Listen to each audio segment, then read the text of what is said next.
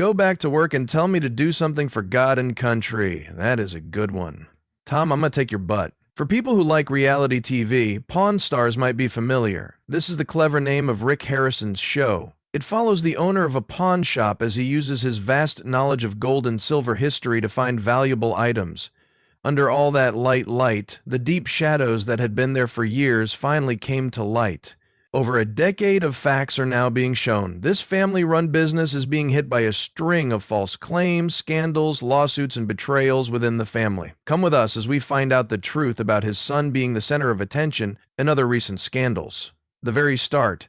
Any great story has a beginning, and Richard Benjamin Harrison, who was 77 years old at the time, was the one who built this company. This old grandfather helped open a pawn shop in Las Vegas. He was the key to a business that was based on his knowledge of valuable metals. In the short time he had left on Earth, his incredible knowledge of gold and silver, along with his straightforward personality and long history in the business, guaranteed only success. He really was a shooting star, and even though his growth was blinding at his old age, his time came to an end in 2018. His son Rick Harrison was there to pick up the ball, and he knew right away that pawn shops were about a lot more than just making quick cash. Before he took over the business from his father, he already had the goal of making it a brand. He knew that the interesting story behind the object was more valuable than the object itself. Everyone loves a good story, but there wouldn't be a line of people waiting to buy these stories. A story worth $1 million could be told about almost any very expensive antique, like the kind that sells at Christie's. Rick had a hard time making money at first, even though the basics were in place. He borrowed so much money that he often ended up making more than he loaned. But he was just as dedicated as his father, even though he didn't know as much as his father did. When director Brent Montgomery pitched the idea for the show to History Channel,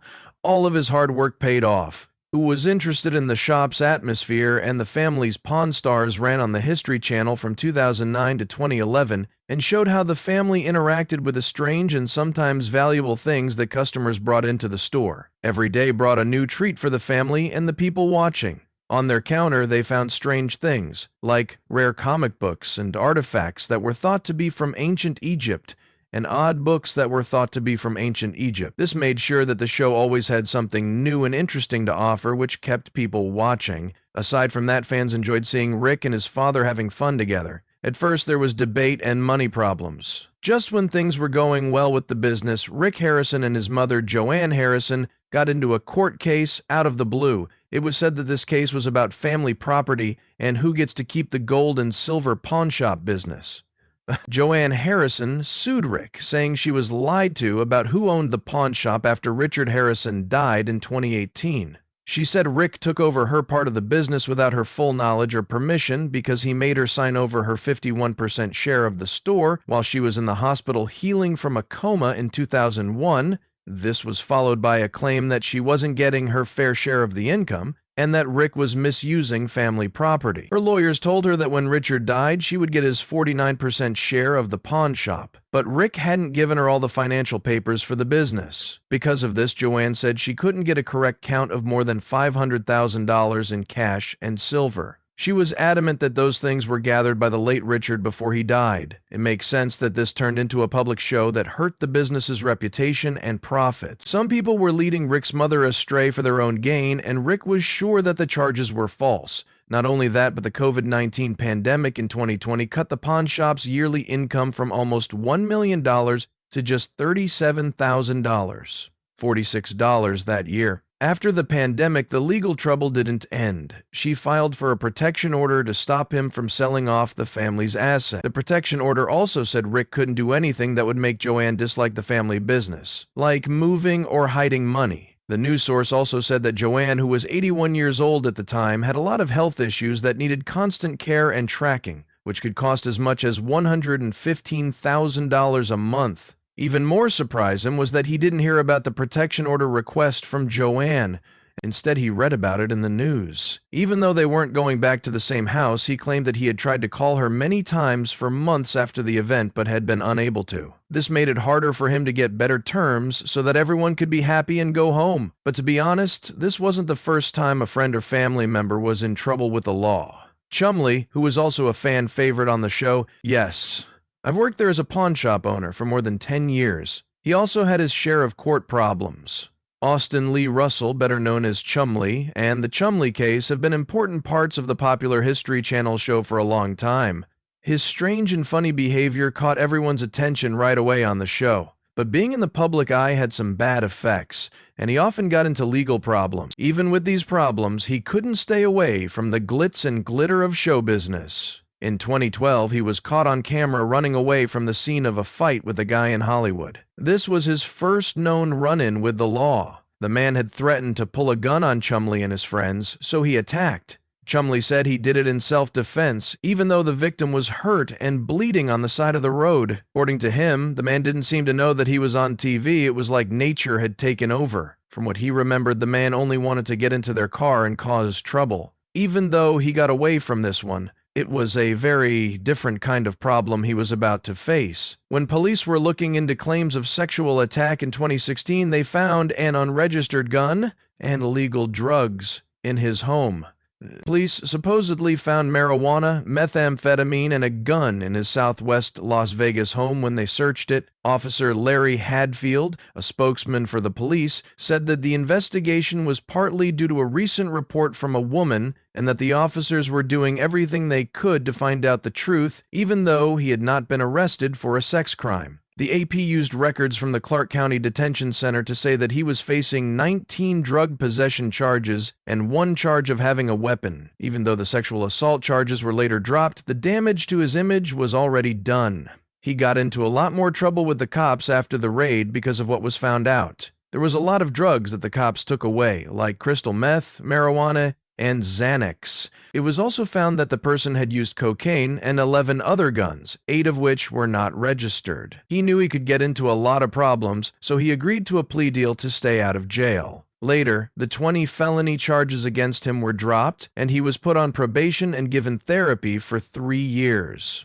Next were his personal problems, with his weight, which he has had all his life and reached a high point of 350 pounds in 2019. But in order to make his life better, he lost 160 pounds and shared on social media shots of himself before and after. In 2017, the reality star opened a candy shop in Las Vegas called Chumlee's Candy on the Blue Vide. People from the area and people from other places come to the store to buy old candies and fun novelty items. Even now, Chumlee is still a famous Pawn Stars member. He's trying to get better by making personalized video messages for fans on Cameo. Fans are also excited about Chumlee's new video game, The Quest for Pinky, which is an adventure game with an old-school feel. Poor Chumlee, he's not the only one who's gotten into trouble. Rick's son Corey Harrison also had his fair share of problems. Corey Harrison, after his season 18 episode, Jake stopped showing up on TV shows often. Even though neither he nor Rick have given a reason for his leaving the show, it was thought that the demands of a busy TV schedule, which included shooting several episodes a year, were too much for him. Jake finished high school and got his diploma. Since his time on Pawn Stars, he has mostly stayed out of the public eye and hasn't been on any public social media sites. He did, however, share pictures of his kids online from time to time. Rick shared a picture of his son's high school graduation on Instagram on May 23, 2020, and praised his success. On December 20, 2023, Rick posted another Christmas picture on Instagram. This time, it was of his granddaughter Cleo, daughter Sienna, and son Jake. The fact that Rick Harrison is a devoted Republican as well as a reality TV star is also not a secret.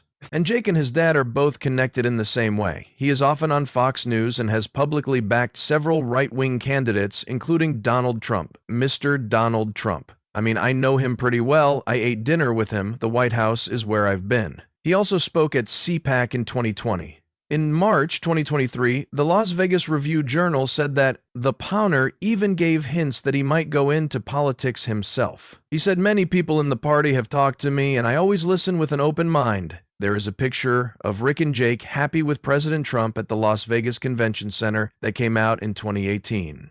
It's not surprising to see Harrison Jr. carrying on his father's tradition in this way, since Jake was still a young child at the time. A picture from 5 years ago doesn't say much about his current political views, but it's safe to say that's how he felt about politics the last time anyone knew about him. It was clear that Jake Harrison and his father were still close, even though Jake Harrison hadn't been on Pawn Stars in a while. In the past few years, the show has been rocked by more than just family fights and court problems. In the scandal that shook the show's credibility, many experts shared their knowledge to give the rare things that were on the show credibility. These experts became fan favorites because they gave detailed information and history on everything that was brought to them, from rare autographs to old coins.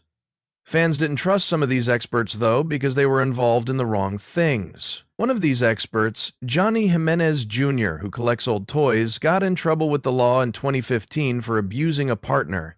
Sources say Johnny's image took a hit when he was caught on camera beating up his girlfriend outside of a Las Vegas restaurant. When he found out this, he tried to save face by saying he was trying to help his drunk girlfriend move after a night of drinking and partying, but his image was already in bad shape. John Resnikoff, an expert in verifying autographs, was another expert whose claims led to criticism of the show.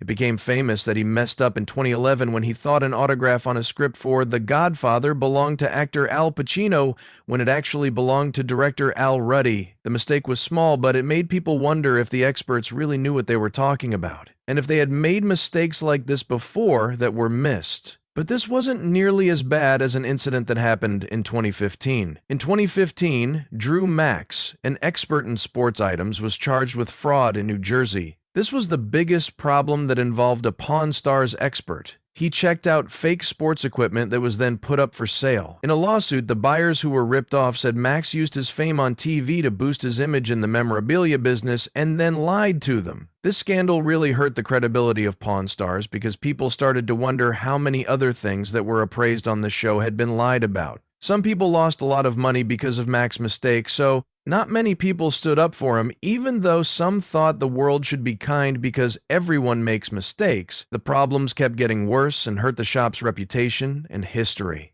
At first, Rick and his crew used the show to teach people about the historical importance of the things that were brought into the shop.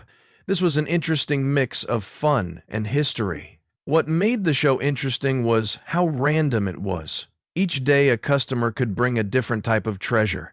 The next day, they could bring a unique piece of military history. However, as time went on, the show began to look like it was more planned out. Reports say that the show lost the spontaneity that drew people in at first when it came out, that sellers and items had been chosen ahead of time and reviewed. Cast arguments used to be real and often funny, but they started to look like they were staged, and the focus moved from the strange things people brought into the shop to family drama. The fans paid attention to everything. Because the show became more like a staged play, it felt less real. People who watched, hoping to learn about history, ended up seeing a reality show that seemed less like pawning and more like keeping up with the Kardashians. Even though it has problems, Pawn Stars still has a lot of fans and will be remembered as one of the most important reality TV shows that showed how hard it is to run a family business in Las Vegas, where things are always changing. What do you think about Pawn Stars' rise and the different scandals? Write your answer in the box below. Thanks for seeing. To see more fun movies, click play on the one you're watching. Also, don't forget to hit the bell, like, and follow so you know when a new video comes out.